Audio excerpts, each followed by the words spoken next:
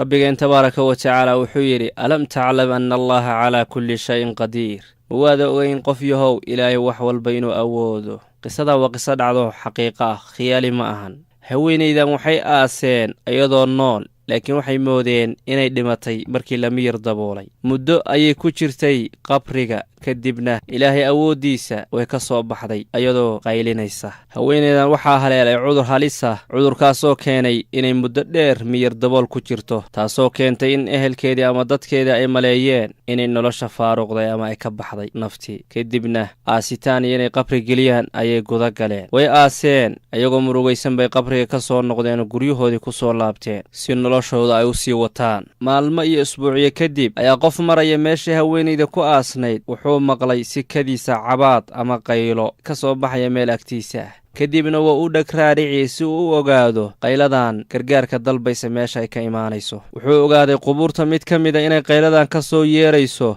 kadib waa cabsaday qofkaas inuu u dhowaado qabrigaas asagoo iska ilaalinaya inuu halis galo kadib dadkii meesha ka agdhawaayay jiiraankii ama dariskii ayuu u wacday si ay u saacidaan oo ay ogaadaan qayladan waxay tahay iyo waxay dalbayso kadib qabri qubuurtii ka mid ah ayay ogaadeen qayladan inay ka soo dhex baxayso qabrigii bay fureen mase haweeney nool ayaa ka soo dhex istaagtay oo ka dalbaysa inay meesha ka saaraan kadib arrintaasii qisadeedii hore ay ka warrantay gurigeedii ayaa la keenay nolosheedaa sii socoto ay sii wadatay ayadaa qishadaa ka sheekaysay waxay tidhi marka qabriga la geliyey ma ogayn oo sanado badan ayaa miyir dabool ku jiray ama koome wax loo yaqaan laakiin muddo dambaan waxaan dareemay meel ciriiri ah oo aad u ciriiri badan inaa ku jiro markaas weeye markaan qayliyey waxay ka sheekaynaysaa waa markii qabriga la geliyey qabriga dhexdiisay ku soo miyersatay waxay sidhi waan qayliyey qofna ima soo jawaabin ilaa uu imaaday qof waddada marayay kadib kaasaa i soo badbaadiyey oo qabriga soo saaray waxay u ramaysay waxa weeye waa qoyska oo yaaban soo noqoshadeedan qabriga kadib hala yaabay noloshan adduunyo